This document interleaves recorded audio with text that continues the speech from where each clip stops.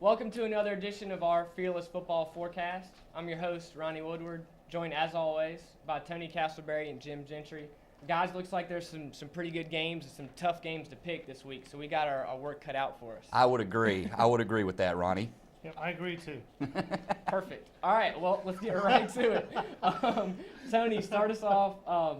A huge game here, Coastal Conference matchup. Havelock travels to D.H. Conley. Yeah, I think it's easily the best game of the week in the area this week. Two teams that are flying high right now. Havelock ranked third in the state, 5-0, wins over two good teams in Rose and New Bern. But Conley, I mean, what can you say? That offense continues to roll. They're 4-1. Brian Pascal has completely changed the scene there. They're looking really good. Easily the best game of the week. All right, well, you going to go with an upset? Who are you going to pick here? I'm picking the Vikings. I know that goes against your alma mater, Jim, and I apologize for that. But I think Conley has built a serious home field advantage, and I think that'll probably push them over the top.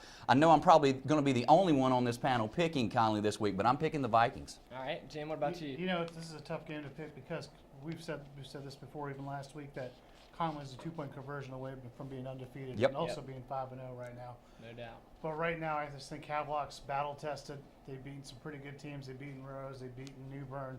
While Conley's played great, and I've been picking Conley a lot this year, I think I got to give the edge to Havelock in this game. But it's going to be a close matchup because Conley can put points on the board. Definitely. Yeah, I kind of agree with what you touched on there. The New Bern win by Havelock stands out to me. I saw New Bern earlier in the year. That's a really, really good team, a good 4A team. And Havelock controlled that game. I think scored around 50 points against New Bern. So that kind of is the clincher for me. I agree with Jim. I'm going with the Rams in probably a close game, but it wouldn't surprise me if Conley won. Jim, next game here, South Central kind of struggling. They host a 1-4 Jacksonville team. Yeah, this might be what cures South Central's woes here lately. They've been struggling to score, averaging about 10 points a game the last 3 weeks. Got shut out at Northern Nash, or at Nash Central against Northern Nash. Right. Yeah. And then went and struggled last week as well at West Carteret. But Jacksonville's also struggling, so this might be the week to get their offense right. And honestly, really need to because, you know, Conley and Havelock are looking like the class of the Coastal Conference right now. And if South Central is going to make a name for itself, they got to get on track this week. All right, Jim, you going to go with South Central or Jacksonville? I'm going to go with South Central. I think being at home, I think it's going to help them out this week, and I think they get on track. This is a good time to play Jacksonville. I think it'll kind of help them and then kind of give them a boost for the second half of the season. Yeah, I agree. What you said earlier, if it's going to happen, it's got to happen this week. If they lose this week, I think it can go downhill really quick. Yeah. The travel, Jacksonville to Winterville, not exactly the easiest trip. If the game was at Jacksonville, I'd probably go the other way. So the home team I'm going with the Falcons. What about you, Tony? I think South Central's defense will come close to pitching a shutout, and I think South Central will get the win. Yeah. Gotcha. All right, next game here, North Pitt travels to Green Central. A game that Green Central's 4-1, North Pitt's 2-3, but I think it's a lot closer than that. And we've talked about, I mean, North Pitt's played some tough teams, played them well, come up short 2 weeks in a row. Yeah. You know, this is a week where, man, they kind of in South Central's, you know, same boat there. They need to get a win to actually get some confidence, get some momentum. So I'll start the picks there. Like I just said, I'm going North Pitt because, you know, I know it's a tough road trip. Green Central's 4-1, but I like what North Pitt's done the last couple of weeks.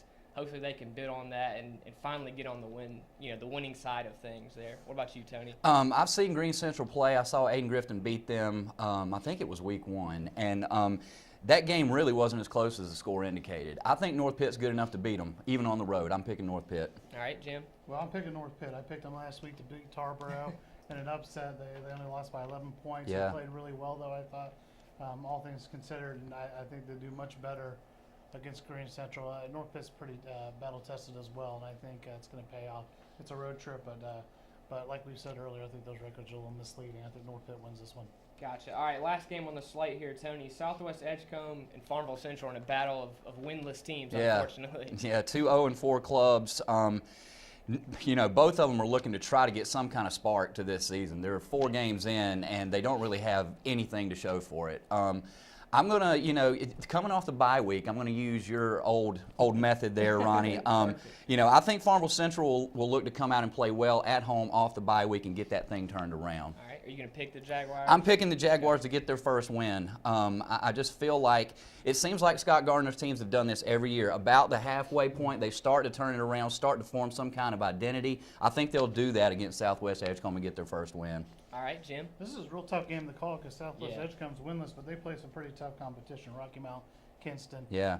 But I think, gosh, I hate to go with Ronnie's bye week theory also, but between that and being home, I think that gives Farmville Central the edge. I think they get the first win this Friday.